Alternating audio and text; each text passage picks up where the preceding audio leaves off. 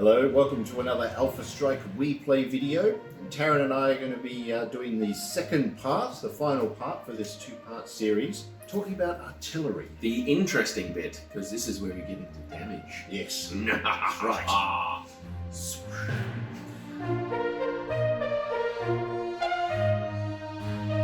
So, can you do direct fire with artillery? I think we talked about it before. Yes, you can. Yes, Okay. you can.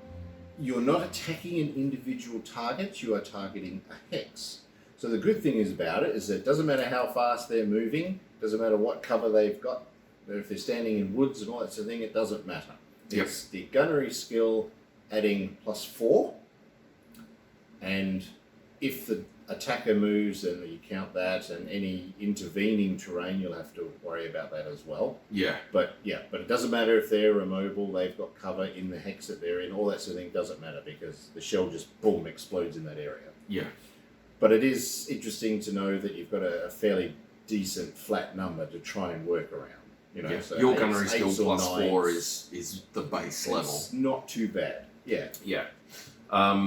Direct fire with artillery, you have to be no further than 17 hexes away, and you have to have line of sight on the target hex. Yeah. For direct fire. Yeah.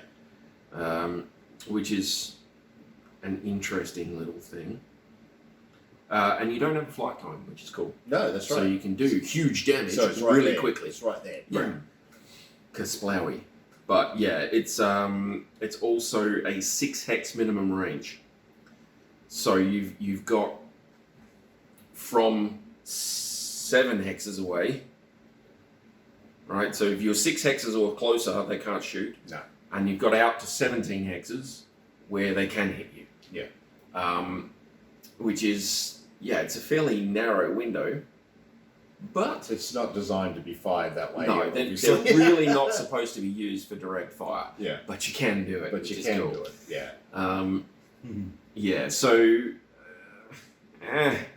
you can also indirect fire at targets 17 hexes away or less. So Yes. if you don't have line of sight on there, then you can use indirect fire, which is pretty cool. So if you've got a tag unit and an arrow 4 unit, you can do a little bit of shenanigans there on a single map sheet. You just have to try to keep the artillery unit, the arrow 4 unit, out of line of sight of pretty much any hex you might want to target. Yeah. Because otherwise you're going to have problems. But it's good to have the option for both. Work out what your best sort of target number is. The only problem with the indirect fire is it's adding a turn. So they're going to move. Yeah. That's the trade-off. Yeah. You've got to make sure what you're shooting at isn't going to move. Yeah. But anyway, that's it there. But there are a lot of artillery weapons out there and lots of interesting little ammo types that you can use with them depending on what area you're playing in. So Yes. let's have a look. What page are we on? There's a table. So we've got the artillery ordnance table on page 184 of TAC Ops. We're still on the same again. book. Yep. This is really good. It's a good book. If you've got Total Warfare and you want to put some optional stuff in there, TAC Ops is a really good next buy. Yeah. Because there's a lot of crap in here. On that table, you'll see there's some basic types. So you've got Long Tom, Sniper, Thumper. BA is Battle Armor Tube, I guess. I don't know. And then Arrow 4 and Cruise Missiles. Cruise Missiles are fun. Cruise Missiles are a lot of fun. But they're hard to get a hold of and they cost a lot of BV, I think. Yeah. But your basic ones are the Long Tom, the Sniper, and the Thumper. And you'll see there they've got a few different ammo types listed. But a lot of numbers followed by slashes. And I think we mentioned this in the previous video. But the artillery, it'll hit a target hex for its full damage amount, and then the damage amount is reduced per hex that you move away from that target hex. Yeah. Okay, and you can see there that's the sort of thing that's happening there. Is that, for instance, cluster rounds with a Long Tom, you've got a 20/10. Okay, R1 is radius 1. Yep. So it's doing 20. It's 0, ground 0. I guess ground call it, 0, ground 0, and it's area effect, so it's doing it to the hex to the level above as well. yeah. Which is cool. Yep. And then 10 out on the next one. Mm. And then it stops. So you've got 20, then 10. It's pretty good. It's pretty good. And some of the high explosive ones, and if you've let your eye drift down to the bottom corner there and seen the cruise missile numbers, you can get some really cool stuff happening. Yeah. But the high explosive round, by contrast there, it's 25, 15, 5. So initial hex, 25 points of damage.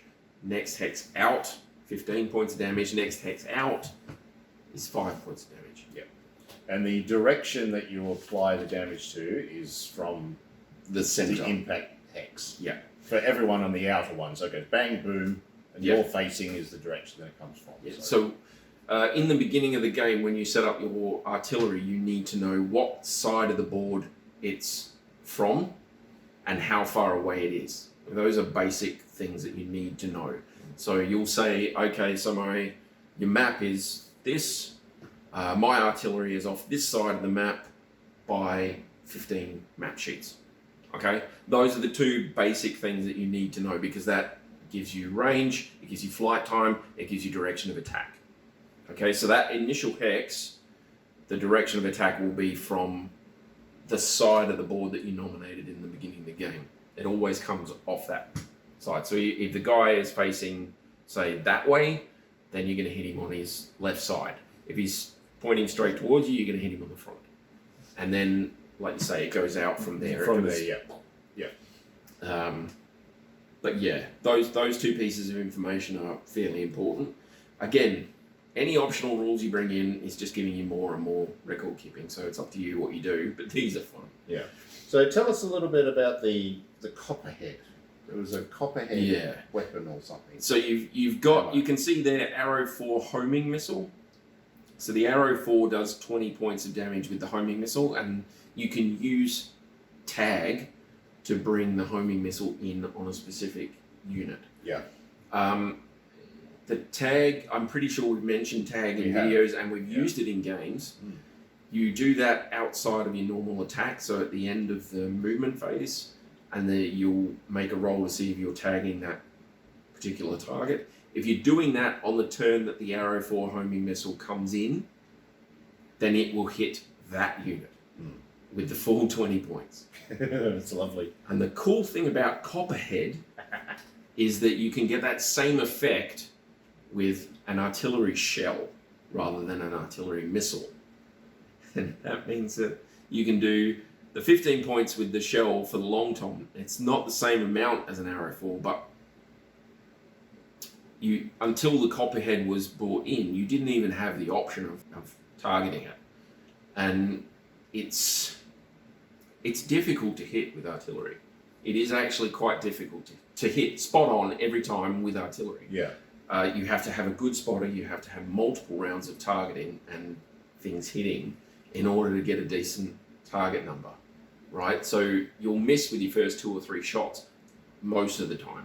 If you've got a 0-1 crew in your artillery, then you'll have a better time. Yeah, but with average people, it's going to take 3 or 4 rounds of bringing shells down for you to actually hit. But with Copperhead, if you've got somebody tagging something, off you go. Yeah. Straight in. Yeah. I'm pretty sure, unfortunately, that the rules say that if you aren't tagging something on the turn that a homing ordnance comes in, it will keep going. It doesn't scatter, it doesn't miss and hit another hex. It just keeps going. It just goes, that's it. Right, it'll keep going until it sees something tagged, and then it'll go. Right, and I'm pretty sure that's the same with the Copperhead. If you aren't tagging something, if you miss your tag roll on the turn that shell is due to come in, it will not land. It will just keep flying into the distance until it runs out of propellant or whatever. Yeah. Whatever. But it only. So yeah. I think you can only target someone on that hex map though. Yeah. Yeah, yeah. So it doesn't. I mean, it's not going to keep traveling over other maps, and then someone can tag for it. It's the. Yeah. It's that. It's essentially out of the game. If you it's gone, fire it, and on the turn it's coming in, you're not tagging something, or you fail to tag something, it's gone. It gone. just keeps going. Yeah. Yeah. flies off into the distance. So, but still, that's pretty handy, eh? multiple tag units would be good. If you definitely want to bring that scouting atlas down, multiple tag units. True, but you can only use one tag per missile though. Yeah, So one tagger can use multiple things, but multiple tags can't tag on one case. Oh, this guy missed, so I'm going to use this guy to tag with it instead. You can't do that. You got to assign your. yeah, you have to assign your things. So if you have, ooh, that's a good point. But if you've got lots, if you're using a little bit of artillery is useful. But most people, if they're going to use artillery, they'll use it en masse because that's the best way for it. But the frontline units tend to suffer. It's one of those balancing things you've got to do. But with the tagging in the Arrow 4, really useful. Yeah. You actually use a copperhead for that too. It's great. 15 damage pretty good. is fine. 15 damage is not bad. For a long tom, that's And the good. long tom can also use the high explosive round, which does more damage to a greater radius than any of the Arrow 4 missiles. Yeah. So you can load it up with copperhead and standard and high explosive, depending on how many tons of ammo you've got available there. I mean, it's pretty good. I like it a lot. What are you checking, mate? I was just looking at tag. I was under the impression that you could tag multiple things. Unfortunately, tag. Instead of making a 2-hit roll for tag during the weapon attack phase, all units needing to make tag 2-hit rolls do so after the end of the movement, but before beginning of the weapon attack phase. Use tag. Calculate the 2-hit number for a standard weapon attack. Unlike spotting for indirect, a unit can use tag to spot. Make it 2 roll. Tag system cannot designate infantry, but can designate any other target. Doesn't say anything about only being able to tag one thing once. Cannot designate. See targeting. Oh. So if you have multiple units that are targeting that have tag, only one will apply. But if you have multiples of them and you say, okay, these 3 guys are going to try and tag that guy, then if one of them fails, you've got 2 backups. If the 2-hit roll is successful, it designates the target for that turn weapon attack phase. Target unit is designated for any number of attacks from any number of units using tag. Which is like you say, one tag on a unit can bring in multiple missiles, right? But there's nothing in there that I can see that says that you can't use multiple tags on a single unit, right? So whoever hit, you want someone to hit. You need somebody to tag. Targeting. If one of them targets, then they can, that one can use all those missiles. Especially with things like long toms that can take 5 turns to arrive. Yeah. Up to 5 turns to arrive. You want to be sure that when it gets there, it's going to hit something. Yeah, true. So, I mean, even if you put a close in, like 3 map sheets away, and you've got an Arrow 4 unit, something like that. That tag going off on that 2nd or 3rd, whatever turn it is, it's essential that you tag something. Otherwise, that missile's wasted. It flies away. It's gone. Okay. Well, there you go. So I've been playing it differently. I don't know if it's changed, or I just read it wrong initially. But I've always sort of played it that you pick missiles. So I'm going to tag for 3 missiles, and if you miss, then they miss. But no, that's okay. You tag a unit, and then any missile that comes in that needs a tag target can use that one. Suddenly the Komodo got really good. Really good. Because there's a tag on there. You have lots of them. Yeah, so things like, what's the unit I love? I've got the Scimitar. I've got a Scimitar 2 model, the Mark II model, but I use it as a Scimitar. So the Scimitar has tag and narc, and a couple of little weapons that it can use. But it has, isn't it? Yeah, but it has tag and narc in one of the versions of the original Scimitar. Ooh. And you can use that, so you can tag for incoming artillery. Yeah. And you can narc for indirect fire from LRM batteries. And it's cool. It's just a cheap little unit that runs around, and you can have 2 or 3 of them, and you say, we definitely need that Atlas tagged this turn. So all 3 of them will zzz and get within range and go, right, let's see if we can get him to tag it. And as long as one of them makes their 2-hit roll, you have a tagged unit when the thing comes in. Okay. It's cool. It's very, very cool. Stuff like that is just fun as far as I'm concerned. We did talk about thunder, Yes. like thunder round, minefield rounds and things like that. We talked about So that your in other videos. Thunder LRMs are a fast-game round that brings in a minefield. Now, you've got Thunder rounds in artillery.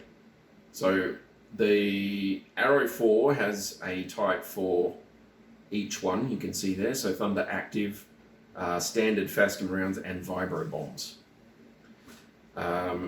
And I'm pretty sure it also includes Inferno mines and all that sort of stuff. I'm pretty sure you can deliver all of the different minefields with these, but I'm not 100% on that.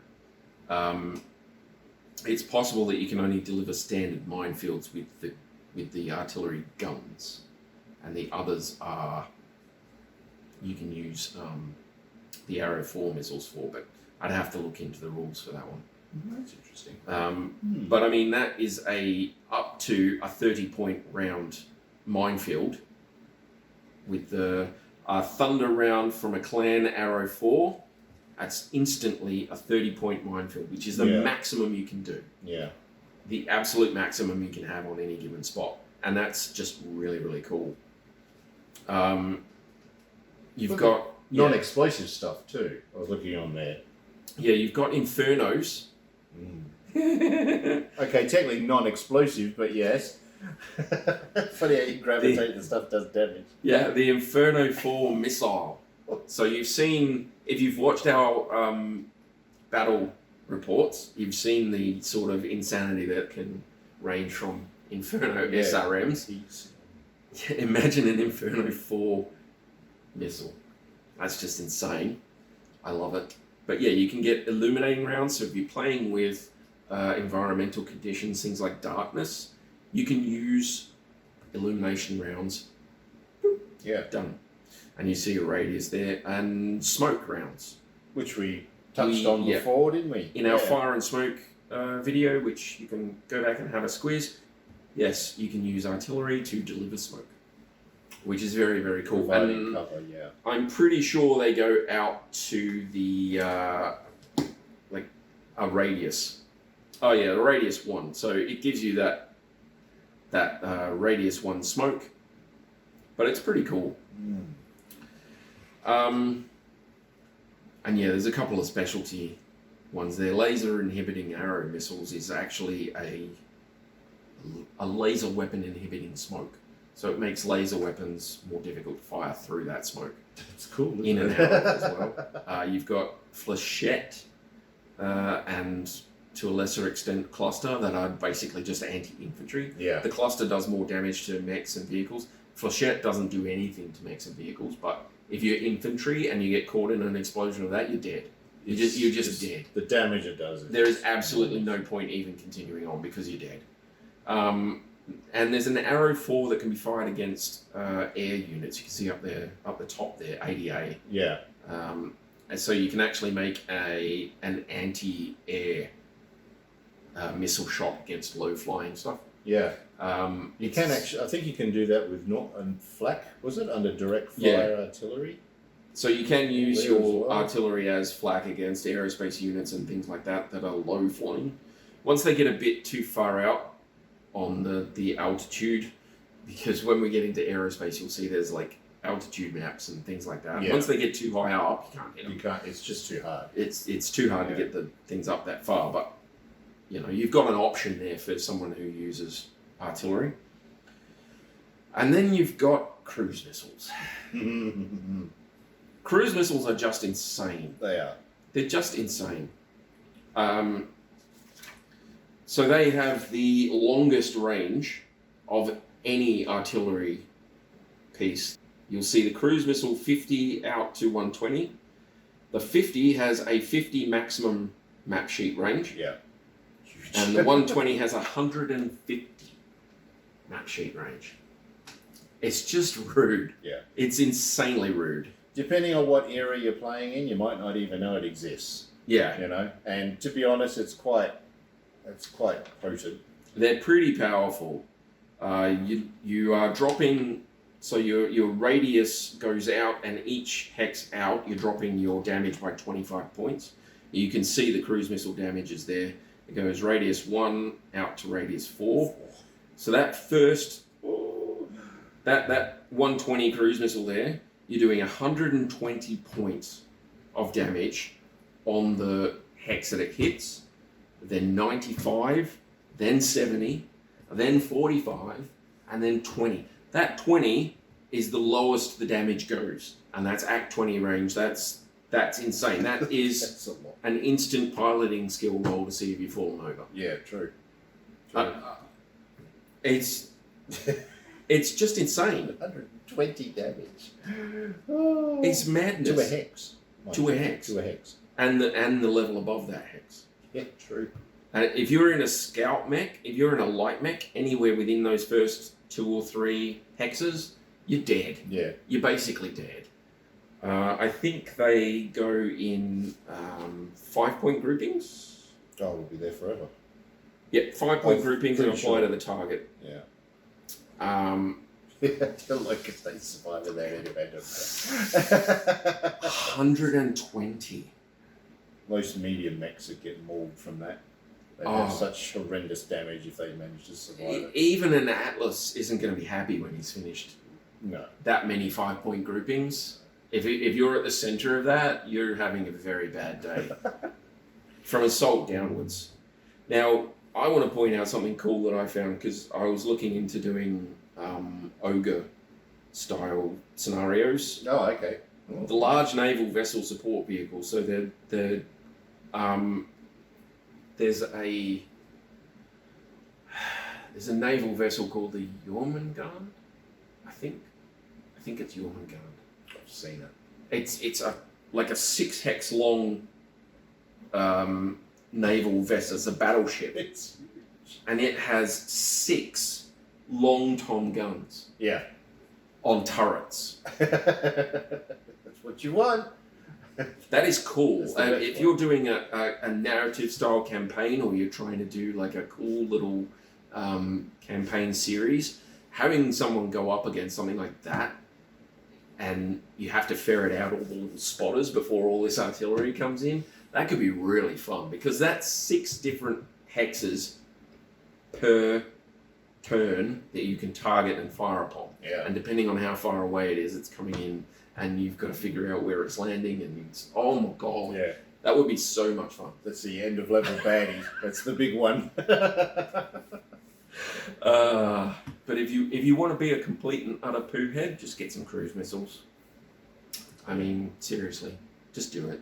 Do it. Just reserve it fun. for some fun scenario or something. But that's interesting. Yeah, artillery can really change how a battle sort of goes. Yeah. There are a Doesn't bunch of matter. other like optional things, and you can go into more detail on it. But yeah, if you get TAC Ops, and if you want to be in artillery, get TAC Ops and have a read through it, because it's really, really good. Yeah. Really good. So that's it. Yep. Oh, All good. If you've enjoyed this little series, just consider subscribing, the likes and whatever. But yeah, so we're going to be finishing up here. We're going to have, I don't know what we're doing for our next video. We haven't sort of figured it out yet, have we? Yeah, we got some Pimp My Mech stuff. We've got some vehicle stuff that we're going to have to do. Yeah.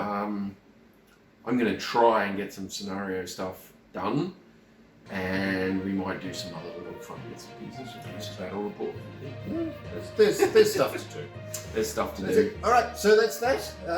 Thank you very much for watching. Yep. Leave your comments, and we'll see you next time. Bye, guys.